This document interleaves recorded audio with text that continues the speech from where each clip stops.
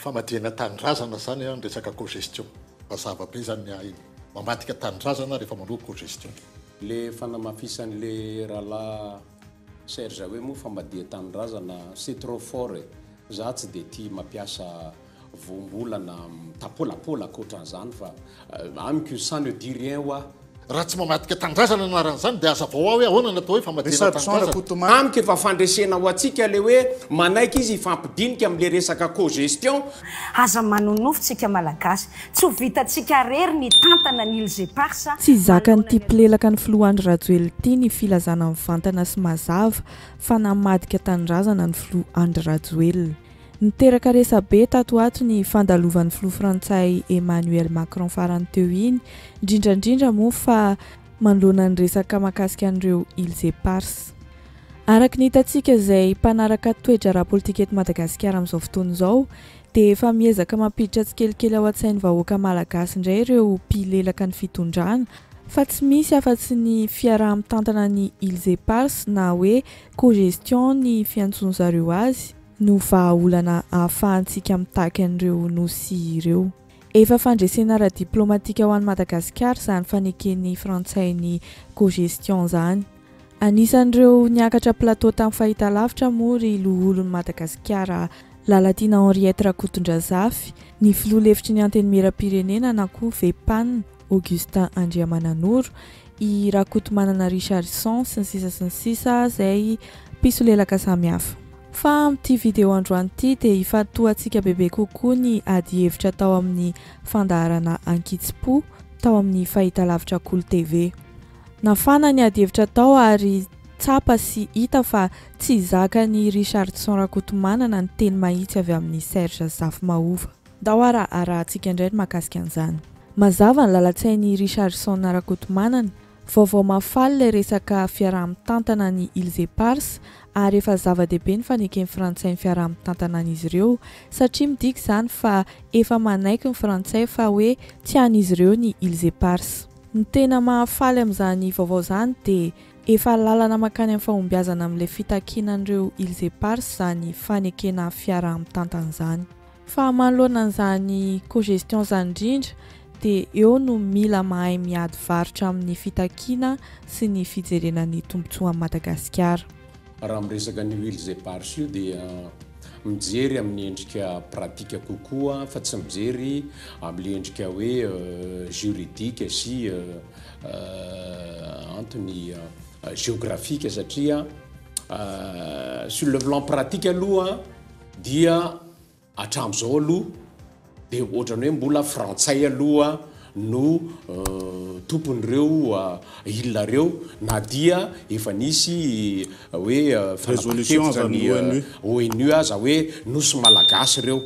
fa amiko za tsy de mitra loatra amin'ireny détail na hoe débat juridique hoe tokony anao ohatran'izao aloha tokony anao zany anjaran'ny technicien zany ny za tsy technicien momba an'izay fa ny ny lalatsaiky fotsiny dia ny hoe rehefa efa manaiky aloha ny frantsay fa hoe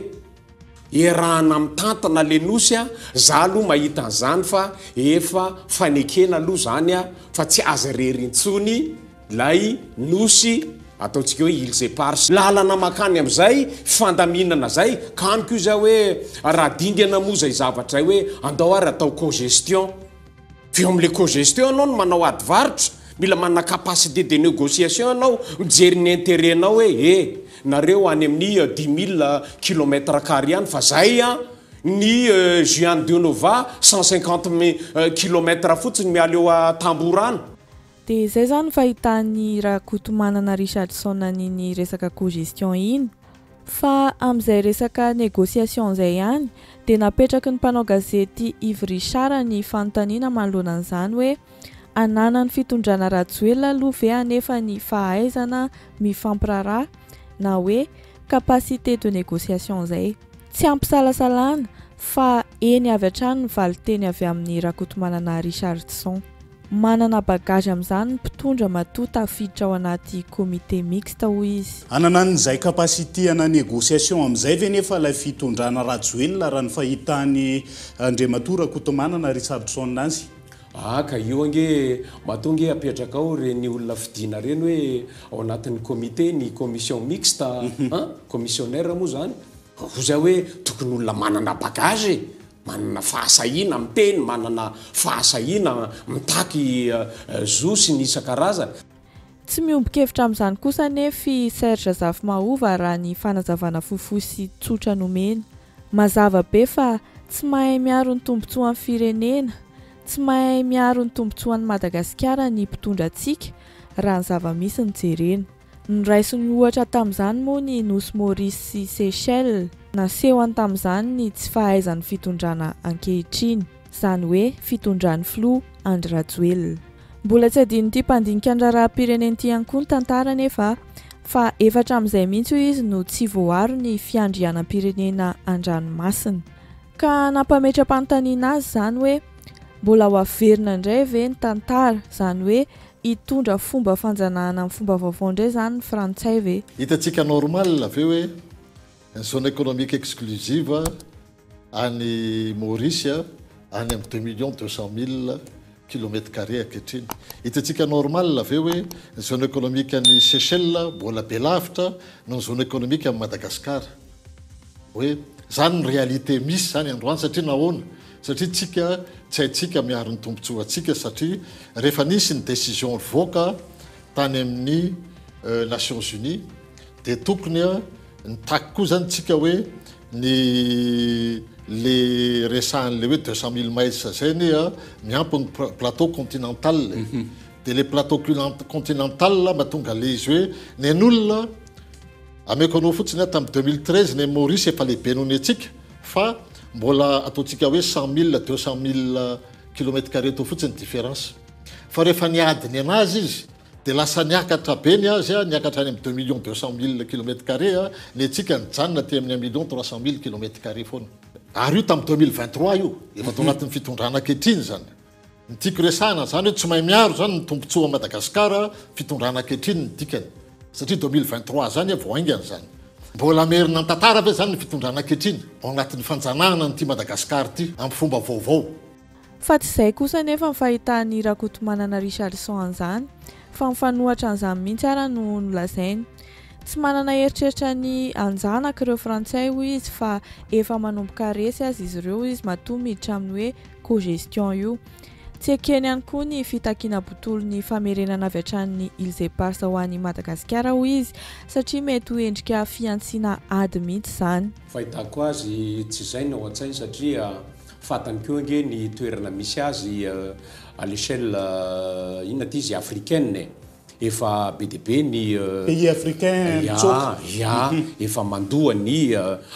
frantsay amiko izy hoe tsy adala mihitsy izy ka hoe animba tena animba ny image ny à l'échelle mondiale hoe io efa mbola te hiditra anjanaka ny Madagasikara fa ny azy efa zay hoe efa manomboka resy ihany hoa izy amin'le fidirina amin'le co-gestion feo amin'le co-gestion anao raha ohatra hoe mifandinika ihany le izy za manko ny tsy anekeko avy hatrany an'ilay hoe tonga dia anao pitolotsika hoe restitution ranga rétrocession ranga ty zay hoe raha zay nge ny anaovantsika coupe soroka rehetreto hoe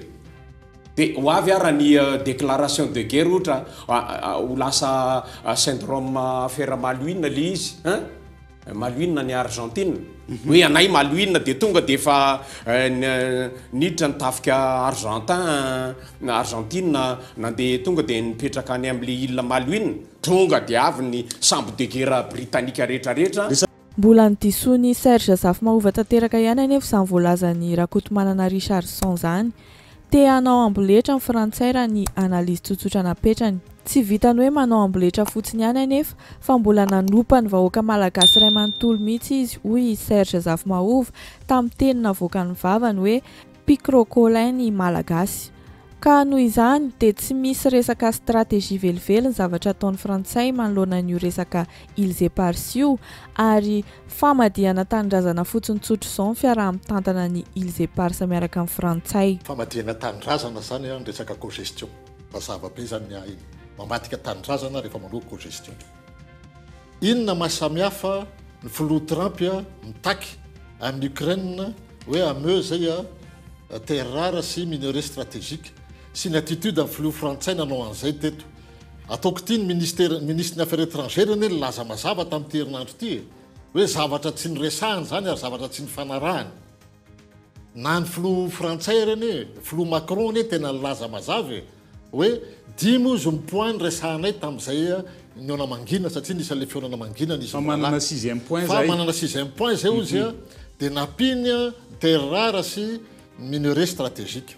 tiako resahana zany manao amboletra ane zany nidikan'izany manao amboletra satria zavatra tsy nyresahana inona koa ny tenen'ny filoha frantsay tamin'izy rehefa aveo tare amin'ny père Pedro Picro Colin tsika malagasy dikan'izany Picro Colin zany hoe fantatsarao manompa atsika malagasy izy hoe on est petit d'esprit on est mesquin amin'ny resaka îles éparses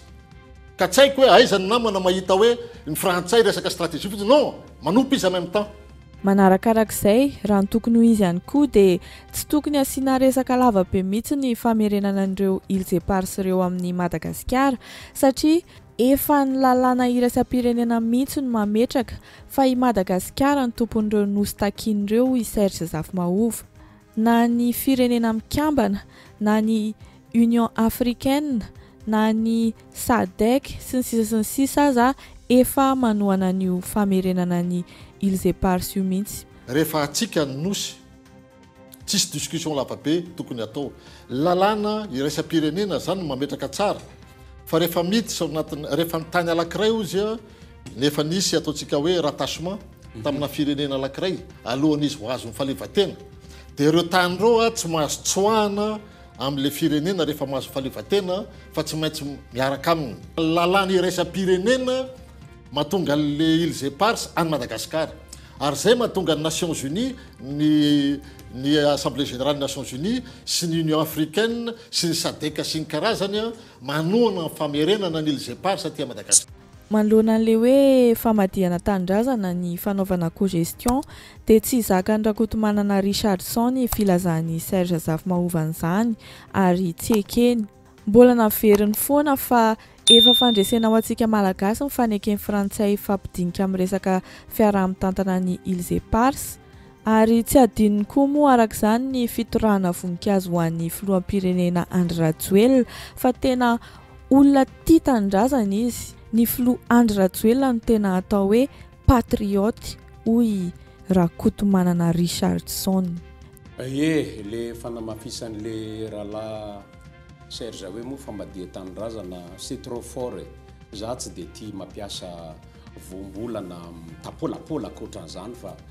amiko ça ne dit rien on ne peut pas résoudre un problème tant qu'on ne connaît pas les causes les problèmes dia mbola diva frantsay aloha reo ilona reo fa anazy